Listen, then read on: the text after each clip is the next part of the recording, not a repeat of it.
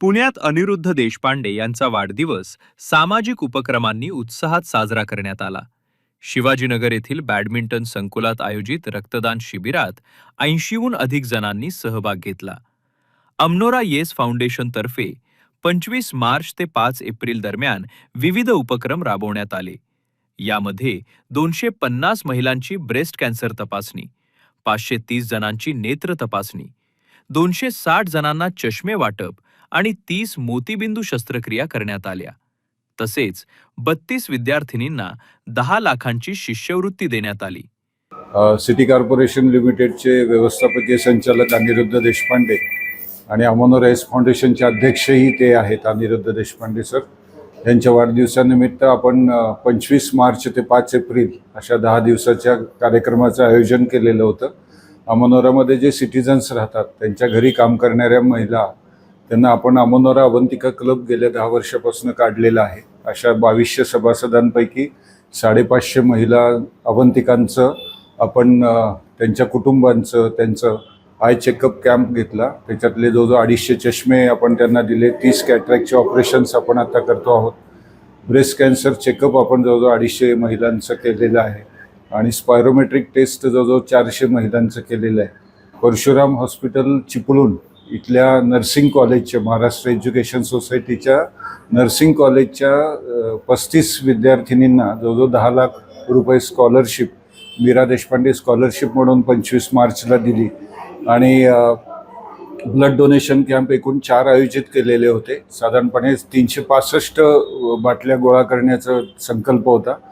याच्यामध्ये Vijay medical college Sassoon हॉस्पिटलचे dean आदरणीय डॉक्टर एकनाथ पवार, डॉक्टर लता भोईर, वैद्यकीय अधीक्षक doctor Yallappa Jadhav, HV Desai eye हॉस्पिटलचे अध्यक्ष डॉक्टर राजेश शहा, परवेज बिलमोरिया, सिप्ला ब्रीथ फ्रीजचे प्रमोद आष्टेकर, UB लाईफ सायन्सेसचे रोटरी क्लब पुणे कात्रज आणि पुणे जिल्हा बॅडमिंटन असोसिएशन यांचं आणि परशुराम हॉस्पिटल चिपळूण यांचं खूप मोलाचं सहकार्य मिळालेलं आहे. या निमित्तानं संवेदना जागृत व्हावी आणि गरजू लोकांपर्यंत आम्ही पोहोचावं एवढाचा मागचा उद्देश होता. आमच्या संघटनेचे अध्यक्ष माननीय अनिरुद्धजी देशपांडेचा गेल्याच रविवारी वाढदिवस साजरा झाला.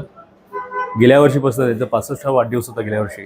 तेव्हापासून आम्ही एक निर्णय असा घेतला की त्यांच्या वाढदिवसानिमित्त दरवर्षी आपलं हे जे PE सोसायटीचं मॉडर्न PDMBA बॅडमिंटन कॉम्प्लेक्स आहे शिवाजीनगरमधलं, इथे सर्व खेळाडू, कोचेस आणि बॅडमिंटन प्रेमींच्यासाठी एक रक्तदान शिबिर आयोजित करायचं.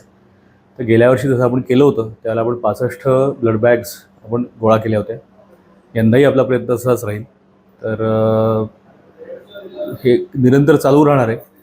आणि अनिरुद्धजी देशपांडे जे मोठं सहकार्य आणि जे आम्हाला लिडरशिप प्रोव्हाइड करतात बॅडमिंटन पुण्यातल्या बॅडमिंटनच्या वाढीसाठी, त्याचं एक थोडंसं छोटंसं आमच्या दृष्टीत त्यांना दिलेलं एक ते भेट आहे की त्यांना त्यांच्या वाढदिवसासाठी म्हणून आम्ही हे दरवर्षी साजरं करतो. त्यांना वाढदिवसाच्या हार्दिक शुभेच्छा. अनिरुद्धजींच्या अध्यक्षतेखाली गेल्या 16 वर्षांमध्ये 2011 पासून ते अध्यक्ष आहेत. 15-16 वर्षामध्ये PDMBAची खूप प्रगती झाली. आज भारतामधल्या अत्यंत प्रोफेशनली चालणाऱ्या क्रीडा संघटनांमध्ये एक म्हणून PDMBA गणली जाते. आणि महाराष्ट्रातच नव्हे तर संपूर्ण भारतामध्ये बॅडमिंटनसाठी काम करणाऱ्या ज्या संघटना असतील त्यामधली सर्वोत्कृष्ट संघटना आज PDMBAकडे पाहिलं जातं. त्याचं खूप मोठं श्रेय हे अर्थातच आमचे जे फाउंडर्स होते, दाईसाहेब नातू असतील, अविनाश वार्धेकर असतील, यांना तर जातंच. त्यानंतर अण्णासाहेब नातूंनी ते काम चालू ठेवलं आणि त्यानंतर अण्णासाहेबांच्या बरोबरीने अनिरुद्धजी देशपांडे 2011 पासून संघटनेमध्ये आले आणि त्यांनी गेल्या 15 वर्षामध्ये खूप मोठे इव्हेंट्स हे PDMBAमध्ये घडवले.